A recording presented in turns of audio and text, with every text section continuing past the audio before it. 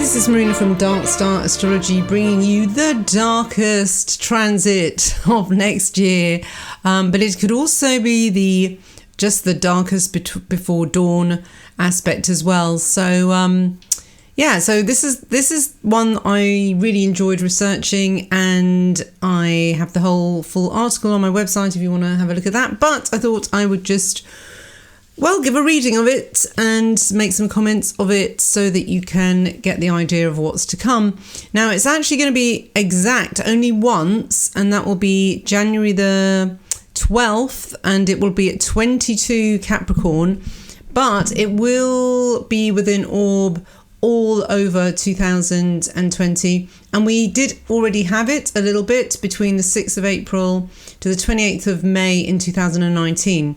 So the other dates will be December. Actually, at the moment, it's within orb. 7th of December. That was yesterday. Wow, good timing.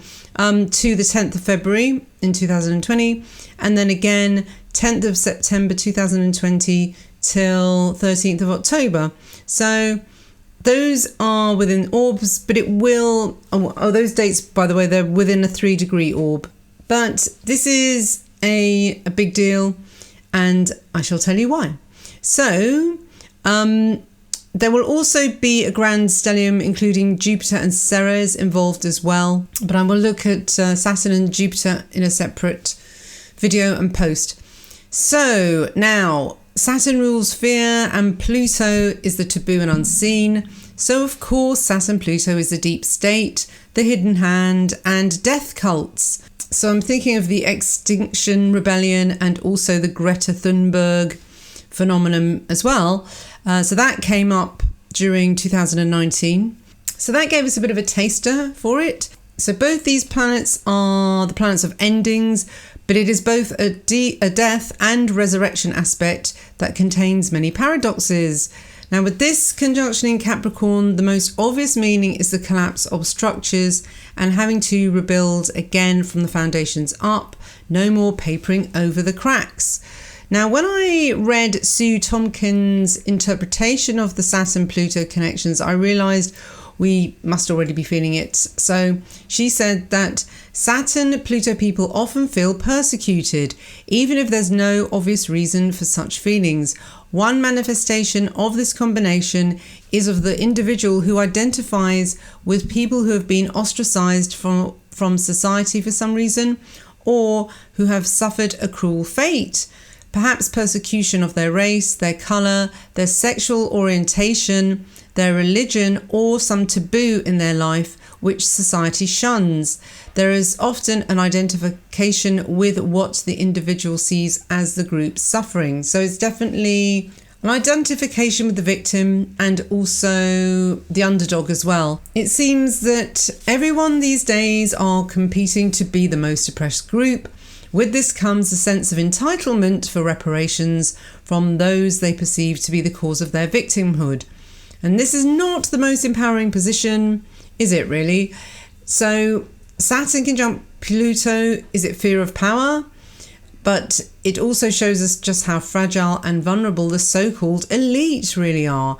Everything is upside down, where the most oppressed are actually holding the reins of power. And when I looked at some of the natives with this aspect in their natal chart, I could clearly see the feelings of victimization in some of the activists in the list below. While we also have Queen Victoria, who must be the quintessential icon of the British Empire and colonialism, slavery was actually abolished. Yet 500 years ago, with this conjunction in Capricorn, the African slave trade actually started. So this aspect can be both about putting someone in chains, Saturn, but also unchaining them.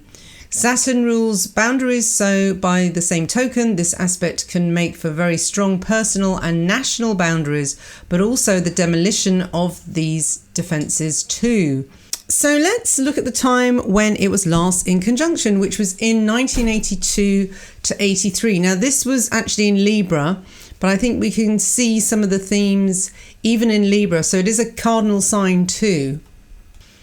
Saturn conjunct Pluto is very much the nuclear missile of combinations. The fear of extinction that came with the invention of said device kept a lot of us who grew up in the 80s with the feeling that we could all be dust in the time that it takes to boil an egg. I don't know if you had this in America, but we had so much about the 4-minute warning in the UK. And I think there was some leaflet from the government that was posted through our letterboxes, and it was called Protect and Survive, and what to do if there was like the 4-minute warning that we were going to be destroyed by Russia, and to hide under our tables. And anyway, and loads of songs as well had that kind of siren theme in it. And there was a song by Ultravox, Dancing with Tears in My Eyes, because they know that they're gonna get killed by the nuclear bomb, so they have this last dance. And anyway, so there was also like does anyone remember The Day After, the television series, which was very doomful as well? So, someone who was a teenager at that time, I just remember there was just always a feeling that it was just the end of the world. And similar again with this Extinction Rebellion coming up. And then, of course, Frankie Goes to Hollywood. I think that song really, really symbolises that decade really well. Working for the black gas. I mean, how Saturn Pluto is that? So their song, The Two Tribes, which was 1984, portrayed Ronald Reagan and Konstantin Chernenko in a boxing ring. And the song starts with the air attack warning siren.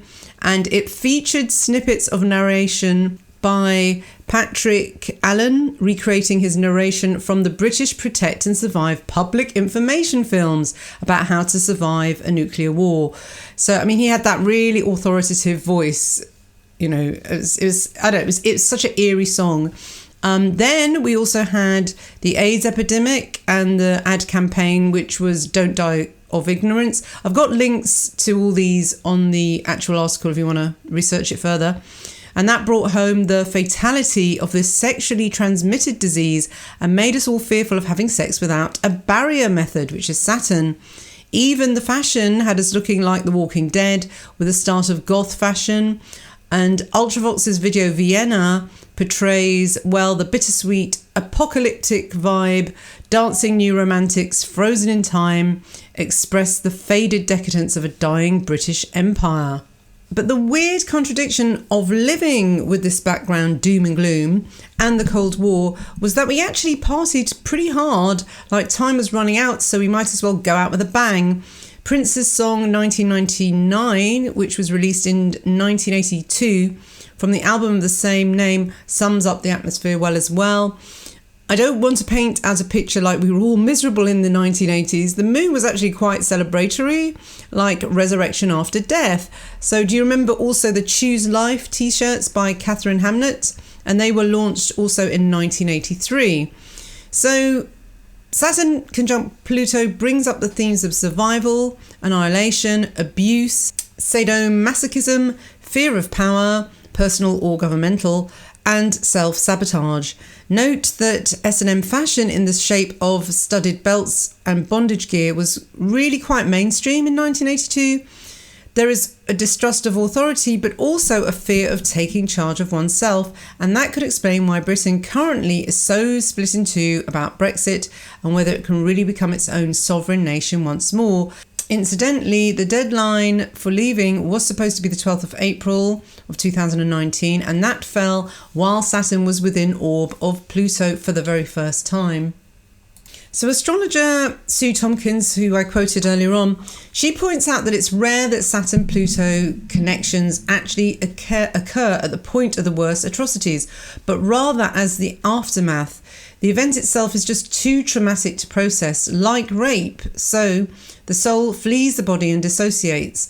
I guess we could also see Saturn conjunct Pluto as collective CPTSD. A series of propaganda and fear programming builds up until eventually the body cannot contain it any longer, and there's a delayed reaction to the abuse. Once the grief rises to the surface, then the healing can begin. Buried Pluto, fear Saturn, can only stay underground for so long until eventually it's forced to the surface. The toxins that emerge that emerge are ugly, like the messy bursting of a boil, but it is needed. If Pluto represents the power elite, then Saturn is their attempt to subvert, suppress, and instill fear in the collective. Looking at events that occurred during the conjunction in history, you can see many seed moment attempts of controlling the masses through various means, but it's not always very obvious and mostly subversive. So the extreme freezing temperatures in the US that occurred during the 80s reflect Saturn conjunct Pluto's cold, calculating energy. Advances in technology are seen also in my research. Emotionless machines are glorified, artificial hearts, and aliens, non-humans, are celebrated as cute, such as the film E.T. Emotions were also invented in the 80s too. So the next section I titled Baphomet and Power Ducats. So what can we expect to see with Saturn conjunction Pluto in 2020? Most astrologers are predicting the collapse of the banking system, but back in history, there is only the example of currencies being created, not collapsing.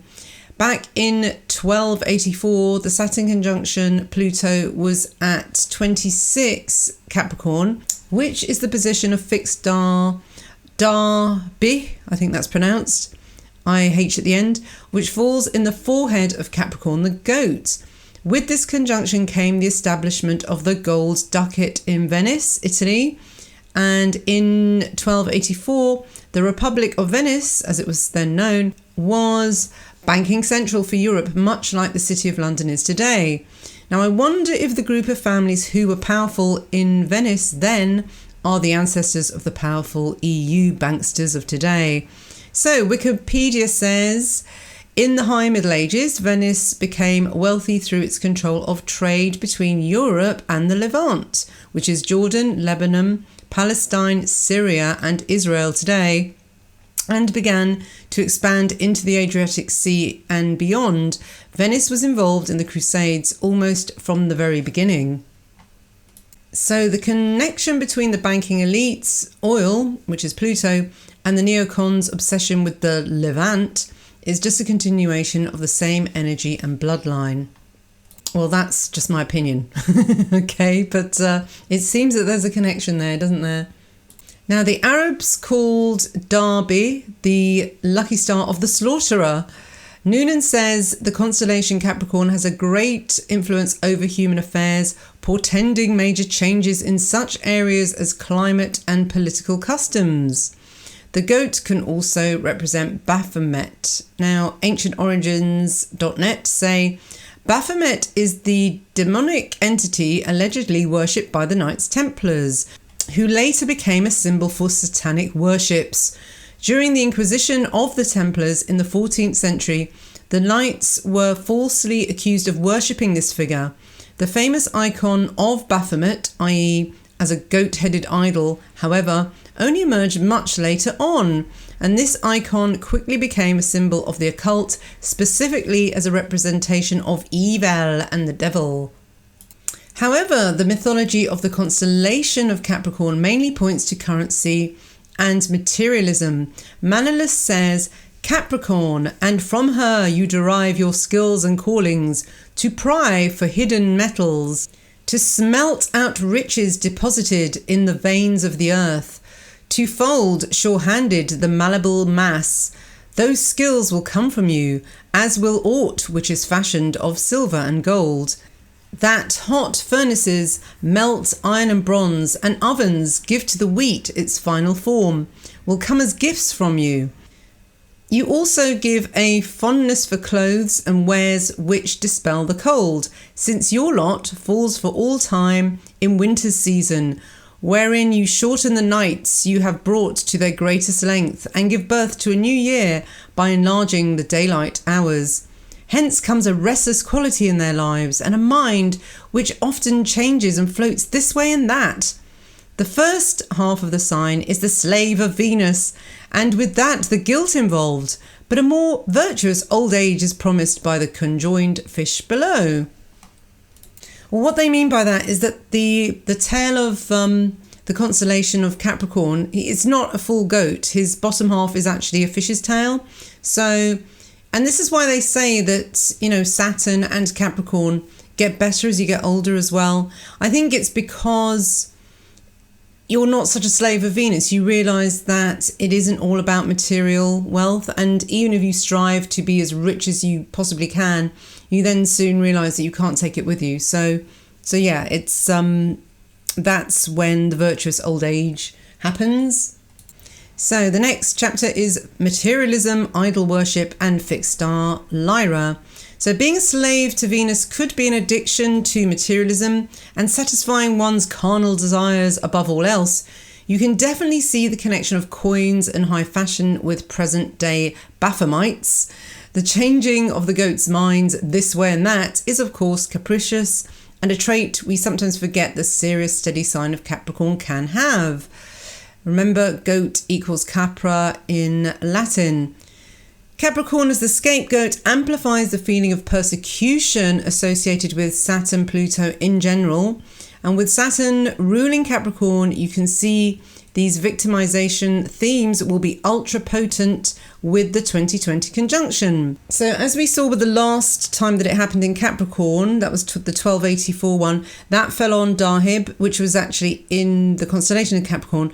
But the one in 2020 is going to fall on fixed star Sulafat, which is in the constellation of Lyra the Harp. The control mechanism of the power elite has changed from religious crusading to celebrity endorsements of particular lifestyles. So here's a quote from Frankie Goes to Hollywood with Two Tribes. Are we living in a land where sex and horror are the new gods? I thought that was quite fitting. So the music industry is a Lyra archetype. The harp constellation is associated with those who control and promote artists. So film directors, music managers, producers and artist agents all fall under the vibration of Lyra. So it may not be just the banking system that collapses in 2020, but also the stranglehold on culture that the matrix controller system has via the music industry and Hollywood. Pentacles and pentagrams are both related when it comes to Saturn conjunct Pluto.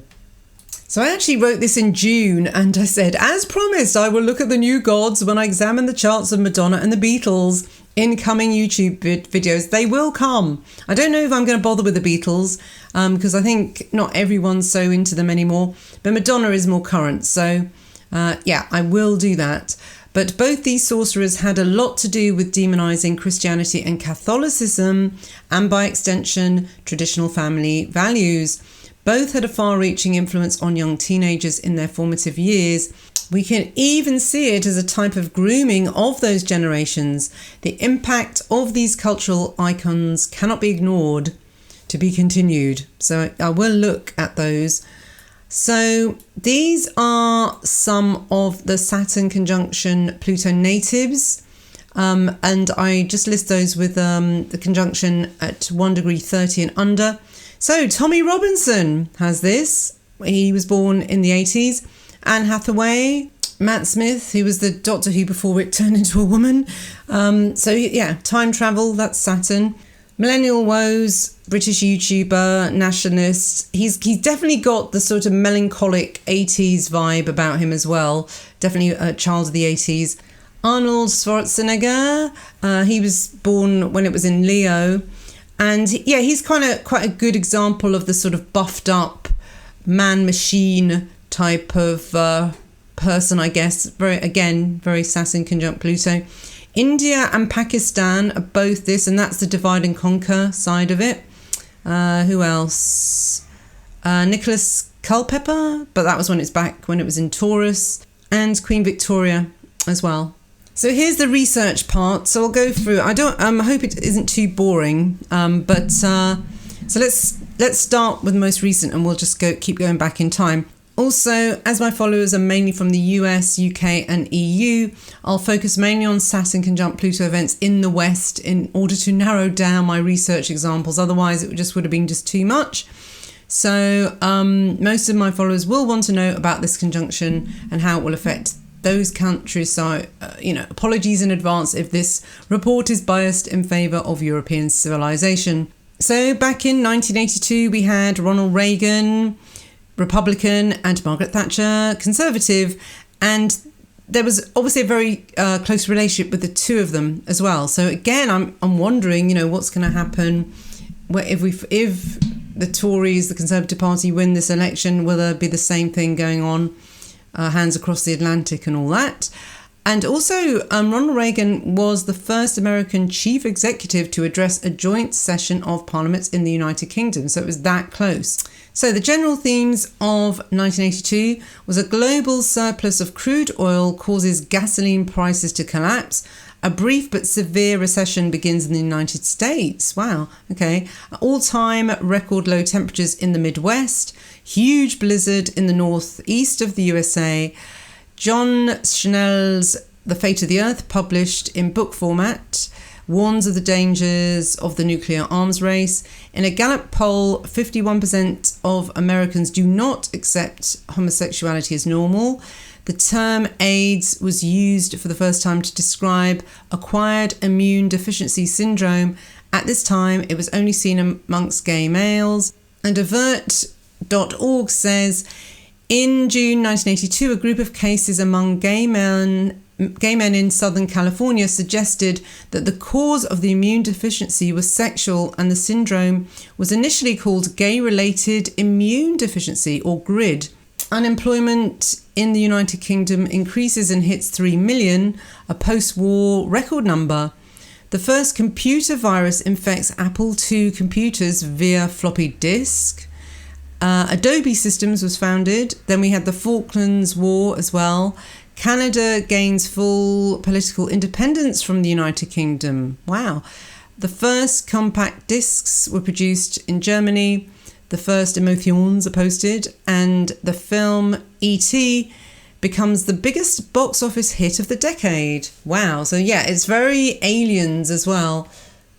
So yeah, it seems like I didn't realise there was a recession in the United States, because I remember the 80s as being a real kind of party decade, and by the end of it everyone was like, there was this comedian character called Load Your Money, and he used to go around waving a wad of money, but this was towards the end of the 80s, like 87, so it sort of began really it just seemed like really depressed, and then suddenly there was this kind of like boom later on. So again, with the Saturn conjunct Pluto, maybe that's what happens. You get this kind of like hitting rock bottom, and then somebody has to come in and really put things in order. And that's what Margaret Thatcher did. I mean, the country, as far as I remember in the UK, the country was, the end of the 70s was awful. There was loads of strikes, rubbish strikes. I mean, I just remember rats all over London because of all the rubbish that was left outside. I mean, that's really like Saturn conjunct Pluto, just like apocalyptic. And there were songs as well in the charts. 1981, there was a song called Ghost Town. This town is coming like a ghost town.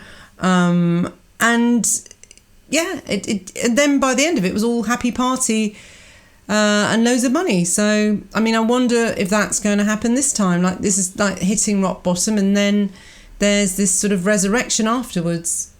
There's also a list of events that happened, but I think I won't read those out because it could just get a bit boring. But if you want to look at the research, just come to the post and I'll leave the link below. One that just jumped out at me though was December the 26th, Time magazine's Man of the Year is given for the first time to a non-human, the computer. Isn't that wacky? But I'm sure we've had Woman of the Year was given to the, like, when was this? I don't know, but I'm sure, wasn't it given to Caitlyn Jenner? I just looked it up, it was 2016. So obviously, yes, well before this Saturn conjunct Pluto, but I just thought it's kind of interesting. I wonder, the definitions of what is male, what is a man of the year, and what is a woman of the year, Anyway, just something to ponder. So let's now go back to 11th of August 1947 was Saturn conjunct Pluto at 13 degrees of Leo. That's when Harry S. Truman was the president of the USA Democratic Party, and Clement Attlee is the British Prime Minister, and he's Labour Party. So again, they're in sync too. So maybe that's a thing about Saturn conjunct Pluto is that the two Western empires are in sync with each other. I mean, I know the British Empire is long gone, but they were big empires, and now we have the US as being a superpower. So yeah. Anyway, the general themes of that time were, it was the first year of the Cold War with the Soviet Union. We also had McCarthyism. The House Un-American Activities Committee begins its investigations into communism in Hollywood. So, I mean, a lot of people are kind of looking at the agenda of progressiveness in Hollywood. So it's a similar thing. There was the first recorded use of the word computer, specifying an electronic digital machine. So that's back in the 40s. So computers are big, aren't they? And also changing what it means to be a human. I really think that's... Back then it was kind of robots, and now it's gender reassignment, which is both are going against natural law of human beings, I guess. It was also the first televised White House address. The Screen Actors Guild implements an anti-communist loyalty oath as well. Wow. US Air Force breaks the speed of sound with a rocket plane for the first time. So there's the technology side of it. The CIA was created in July of that year. India gains independence from British Empire. So there you go. Another breaking of the chains. And finally, the US National Security Act of 1947 becomes effective. So there's more security, and that is definitely Pluto and Saturn. Then we go back to 1914, 1915. So the exact dates were 4th of October 14 and 19th of May 1915. And that was in Cancer. So we had Woodrow Wilson as the president of the USA. That was Democratic Party. And H.H. Asquith was the UK Liberal Party this time. So the general themes of 1914 were the first commercial air flights in the US from St. Petersburg to Tampa, Florida. So that's interesting because it's from Russia to US as well. So building bridges there, perhaps. And maybe that's going to happen again this time with, Trump is not unfriendly towards Russia, is he? So, okay, back to 1914, the Lincoln Memorial was built. We also had the first non-direct blood transfusion in Belgium. Then there was the assassination of Archduke Franz Ferdinand, which will trigger World War One. The Royal Air Force was established. World War One commences July the 23rd. St. Petersburg in Russia changes its name to Petrograd. There you go. Communism's coming up. 20,000 Canadian troops depart for Europe. The Federal Reserve Bank opens. Bankers.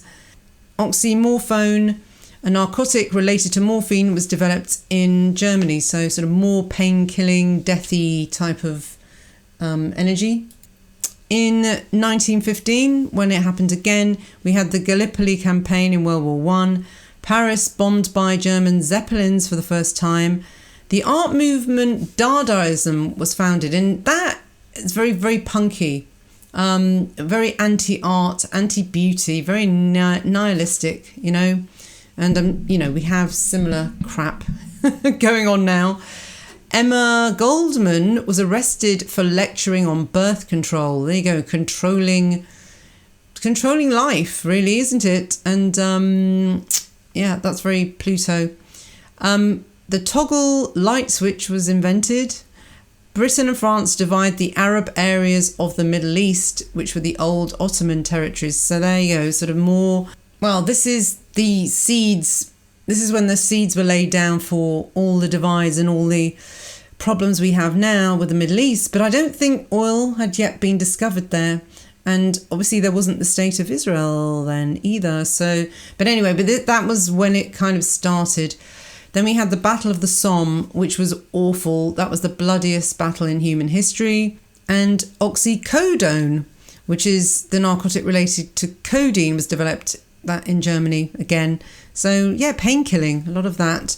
Anyway, I've just realised this could get quite boring because there's a lot more. There's 1883, 1852, 1851. Let's go. I think we should go back to when it was actually in Capricorn. So there's two here, and the most recent one was 3rd of January 1518.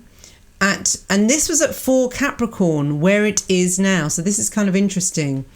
And we just had, basically, there's nothing going on in America then, but it's Henry VIII. So the House of Tudor. So this was when, I'm saying nothing was going on in America, but we didn't have a sort of leader really. But the African slave trade began then. The Protestant Reformation begins. That was when Martin Luther pinned the 95 Theses on the Wittenberg Castle Church door back in 1517. The sweating sickness in England hits Oxford and Cambridge. A swarm of tropical fire ants devastates crops on Hispaniola. The dancing plague of 1518, which was a case of dancing mania which broke out in Strasbourg, in which many people die from constant dancing. How mad is that? And then the Treaty of London temporarily ensures peace in Western Europe. So yeah, peacekeeping there. But going back to that dancing mania, so 4 degrees, I mean, where it is now, that's Lyra again, isn't it? So music, being completely transfixed by music. So using music as propaganda, that's definitely a big deal. And this Reformation as well. Now the Reformation with the Protestants was breaking with Rome and breaking the connection with the Pope. So that's an interesting thing. Maybe people have likened the whole Brexit thing with the Reformation a little bit, because it's like breaking from the EU. And obviously it did start with Henry VIII because he wanted to marry Anne Boleyn as well. Plus that Treaty of London, that's similar to the deal, the so-called deal that Boris Johnson wants with Europe at the moment. That's what he's campaigning on. But again, it's a bit of a treaty. It's not exactly a Brexit. So yeah, it's kind of interesting. It does look like a replay of this. I don't know what the sweating sickness might bring up. I mean, you never know. There could be another similar sort of health epidemic of some kind. So yeah, I was wrong. I said that the 1284 was the last time it was in Capricorn. No, it wasn't. It was actually 1518. So now the one that was in... The thing that makes it similar to the one in 1284 was that it was in December. So it was on the 19th of December, and there was also an eclipse around that time. And I did talk about that. There's another, I'll leave the link for that below, but there was another big stellium in Capricorn at this time. So this was in it. So this is also another interesting one anyway to look at, because here are the list of things that happened then. The Republic of Venice coins the ducat, a gold coin that becomes the standard of a European currency for the next 600 years. So that was the big deal. That's why I talked about power ducats. Hamburg was destroyed by fire. So that's Germany. Events give rise to the story of the Pied Piper of Hamelin. And this is the paedophile thing as well. I mean, it's funny as well that when you look at the word Pied Piper, doesn't that sound like paedophile? Well, ped. And this whole thing with Prince Andrew has brought that back into the news as we come towards the conjunction this time. So there's definitely a connection with paedophiles with that, and the stealing of children, and stealing of children's innocence and childhood as well. Then also back to 1284, Germany imposes sanctions on Norway, which causes some famine. Archbishop Zwinker orders sermons to be delivered in Polish, not German, unifying the Catholic Church in Poland. Now, the Catholic Church is really strong in Poland at the moment, always has been, but it is also strong in Russia too. So we are having a bit of a renaissance with Catholicism in Eastern Europe, and I don't know whether it ever went away. Well, it did under communism. So I think that could be a unifying factor going forward. Then also, this is also interesting, King Edward I of England, who was the regent at the time, takes steps to separate church from state. So whether, obviously we're not going to bring church and state back together, but there may be a need to do that. The only thing that I'm thinking of is maybe with Sharia law, which is obviously law is the marriage of church and state in terms of Muslims. So I don't know whether there will be some kind of issue with that. Then Sultan Qalawun begins the siege of Margat, a major crusader fortress of the Knights Hospitaller, and that's located in modern-day Syria. Now, the Knights Hospitaller, I mean, they actually created the first hospitals. They were almost like a rival group to the Knights Templar, and it's the Knights Hospitaller who have the Maltese cross as their symbol, whereas the Knights Templar are the ones with the it's like the British, it's the English flag, really, you know, the red cross on the white background. The Hospitallers, I can't say that word, Hospitallers, they had the white Maltese cross on the red background. Then lastly, the Eastern Orthodox Church repudiates the union with the Roman Catholic Church. So that was a kind of division of the East and the West again. And yeah, I do think there is definitely a kind of divide of Western Europe and Eastern Europe going on now. And it's the Eastern Europeans who are definitely more Catholic and really are against the Islamification of Europe because they went through it. You know, they were on the front lines of it. So again, I'll put the link to the comparisons with this eclipse that's coming up and the one that was in 1284. So I hope that wasn't too long-winded, but I thought it was really important to have a look in history at the events, and you can definitely see some connections there, can't you? I can. But you can really see, I think the themes are summed up so well in the tarot card of the devil, because that's what it's about. It is Dionysian versus Apollo. Are we going to be a slave to our desires?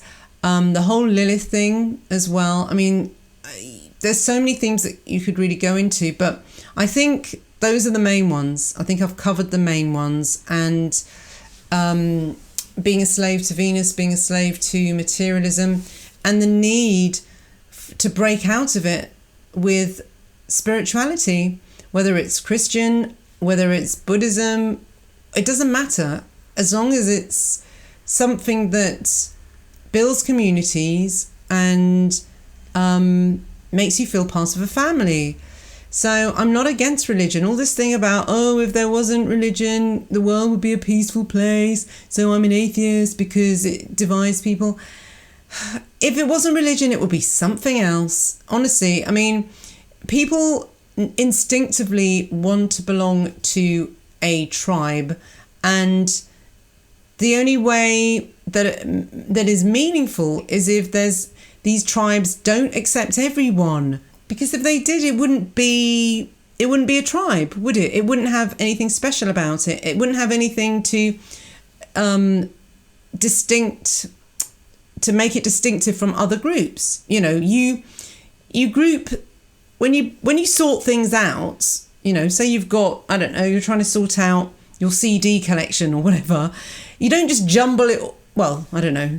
Some people do, but maybe people don't even have CD collections anymore. But when you try and organise your books or whatever, you put them into categories. You put astrology books are there. I don't know. Feminist books are there. Cookery books are there. So they're easy to find. And if you just wanted to jumble it up into this meaningless, like, everything's equal, it just doesn't. It's just chaos and confusion. So Saturn is about limits. It's about organisation. It's making things easier in the long run. But if it's all chaotic and there's no community and people are, it's a low trust society as well, then eventually they know that with everything in chaos, people will start screaming for control. They'll start saying, oh, we need control, we need limits, we need someone to control us. Please save us and organise this mess. And then they come in with like, all right, we'll save you and sort everything out. The government will take care of you because you obviously can't take care of yourself because you're in such a mess. But they've deliberately made people in this mess because they know that eventually people will self-segregate and people will go into the communities where they feel most at home. And when they are in those communities where they feel most at home, they'll feel stronger and they will get healthier and they will suddenly realise we can organise ourselves. We don't need the government to do this. And that's what they don't want. That's what they fear the most. So yeah, and they want to keep us in fear as well. That we can't organise ourselves at a smaller level. They want everything to be mass, large government, large corporations, one size fits all, standardise everything, and it's easier for them to manage. But yeah, now we have to learn to protect and survive ourselves, and that's what we're going to do with this Sun conjunction Pluto. And it is interesting to look back in history and see some major things happening then. And I do think it is a case of, are we going to choose life? That's another thing. Those choose life t-shirts, it's kind of interesting really with the sort of pro-life thing. Are we going to work for the black gas, And are we going to learn self-control and planning for the future rather than, the long game we need? That's the good thing about Saturn. It's about planning for the future and not instant gratification. These are all themes that we need to learn, and not being tied to these power ducats as well. So just beware of the lyra, the lies of the lyra and the harp, and not be hypnotized by the music so that you can't stop dancing and you that's so weird. That's like the red shoes, isn't it, really? Okay, so I think I've babbled on enough now. So yeah, thanks for listening and I'll see you next time. Bye-bye.